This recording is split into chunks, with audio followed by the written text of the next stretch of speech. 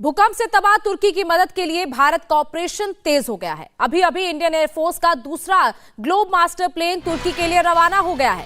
भारत से मदद की पहली खेप आज सुबह ही तुर्की पहुंच गई है। पहली टीम में एनडीआरएफ के 51 जवान शामिल हैं, जबकि इंडियन आर्मी की दूसरी टीम में 89 मेडिकल स्टाफ तुर्की जा रहे हैं। भारत सिर्फ तुर्की की ही मदद नहीं कर रहा है, इंडियन एयरफोर्स का एक हरक्यूलिस प्लेन सीरिया जा रहा है। आज बीजेपी संसदीय दल की बैठक में पीएम मोदी ने तुर्की में भूकंप से तबाही पर चिंता जताई थी और हर संभव मदद का भरोसा दिया था, जिसके बाद कल एक ग्लोब मास्टर रवाना हुआ था, जिसमें एनडीआरएफ की टीम यहां से निकली थी। आज सुबह वो मदद तुर्की पहुंच गई है और अब दूसरी खेप भी भारत की तरफ से यहां से रवाना हो चुकी है। दरअसल इस वक्त तुर्की में तबाही का मंजर है। 4000 से ज्यादा लोग अपनी जान गंवा चुके हैं। तुर्की और सीरिया से आने वाली तस्वीरें बेहद डराने वाली हैं, जिसके बाद प्रधानमंत्री नरेंद्र मोदी ने कल एक सभा के दौरान तुर्की को मदद का भरोसा दिया था और इसके अलावा मरने वालों को श्रद्धांजलि भी दी थी। और भारत ने तुर्की के लिए मदद का हाथ भी बढ़ाया था और आज मदद की दूसरी खेप यहां से रवाना हो चुकी है। दूसरा प्लेन तुर्की के लिए रवाना हो चुका है और पहला प्लेन तुर्की पहुंच चुका है, जिसमें एनडीआरएफ की टीम भी गई है।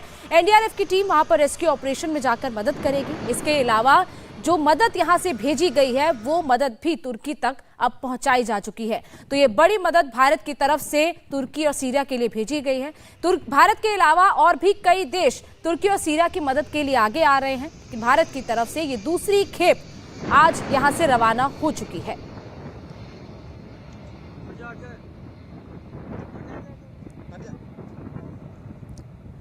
तुर्की में कल 7.8 की तीव्रता का भूकंप आया था, जिसके बाद एक के बाद एक 7 से 8 भूकंप के झटके महसूस किए गए। आज भी भूकंप की तीव्रता 6 के आसपास मापी गई है और इसके बाद तुर्की में तबाही का मंजर लगातार देखा जा रहा है। एनडीआरएफ की पहली टीम तुर्की पहुंची। पहली टीम में 51 रेस्क्यू स्टाफ शामिल है। 5 महिला रेस्क्यू स्टाफ भी तुर्की पहुंची। एनडीआरएफ की दूसरी टीम भी रवाना हो चुकी है। दूसरी टीम में कमांडर समेत 51 लोग, डॉक्टर और पैरामेडिकल की टीम भी रवाना हुई है। रेस्क्यू से जुड़े उपकरण से लैस ये टीम वहां पर पहुंच रही है। इसके अलावा साथ साथ जो मदद और भेजी गई है वो वहां के लोगों तक पहुंचाई जाएगी, ताकि तुर्की की इस दुख के मदद में भारत की तरफ से मदद की जा सके। इंडियन आर्मी ने भी तुर्की टीम भेजी है। आर्मी की टीम में 89 मेडिकल स्टाफ शामिल है, जो वहां पर जाकर लोगों को हर तरह की मेडिकल मदद देंगे। तुर्की में एनडीआरएफ की टीम कैसे मदद करेगी और उसकी क्या स्ट्रेटेजी होगी, इस पूरे मुद्दे पर हमारे संवाददाता मनीष प्रसाद ने एनडीआरएफ के डीआईजी मोहसिन शहीदी से खास बातचीत की है। वो सुनिए। हमारे साथ डीआईजी हैं मोहसिन सर। सर, कितनी तैयारी के साथ एनडीआरएफ की टीम इस समय टर्की पहुंची है और कितनी और टीम्स जाएंगी? क्या क्या इक्विपमेंट लेके गई हैं, मेडिकल एड और बाकी जो यूनिट है वो क्या क्या है? देखिए, जैसा आपको मालूम है, कल जो सवेरे जो ये मैसिव अर्थक्वेक हुआ है सदर्न टर्की में, उसमें काफ़ी लोग हताहत हुए हैं, आफ्टर शॉक्स भी हुए हैं, काफ़ी जान माल का नुकसान हुआ है। इसको देखते हुए एक गंभीर स्थिति है। भारत सरकार ने आदेश दिए हैं कि 2 एनडीआरएफ की टीम वहाँ पर तैनाती की जाएगी।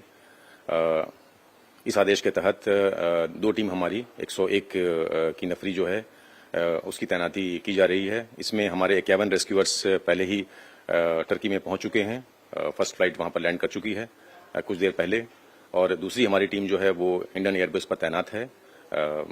थोड़ी देर में ही वो टर्की के लिए कुछ करेगी।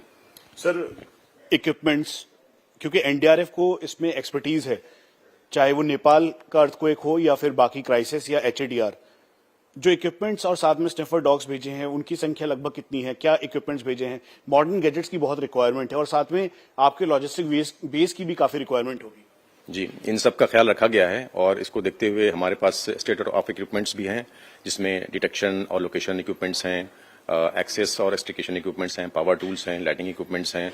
ये सब हमारे जो urban search and rescue operation है उसमें काम आते हैं। इसके अलावा कैनाइन स्क्वाड्स हैं हमारे पास, 4 कैनाइन्स हमारे पास जा रहे हैं इन टीमों में, और महिला रेस्क्यूअर्स का भी हमने ख्याल रखा है कि वो साथ में जाएं, ताकि जो बच्चे हैं, विमेन हैं, उनको खास ऐसे स्थिति में उनका ख्याल रखना पड़ता है, उसमें ये मददगार साबित होंगे। सर, मेडिकल एड के साथ भारतीय सेना की भी टीम जा रही है। आप नोडल ऑफिसर हैं, क्योंकि इसके लिए कितना चैलेंजिंग है ये टास्क? क्योंकि आपने लगातार कई सारे एचएडीआर्स देखे, लेकिन ये टास्क कितना चैलेंजिंग होगा? क्योंकि टर्की की धरती है, एक डिफरेंट टेरेन है, डिफरेंट अर्बन स्ट्रक्चर्स हैं और उसमें ये चुनौती, जहां पे करीबन 5000 से ज्यादा डेथ हैं, इंजरीज बहुत सारी हैं।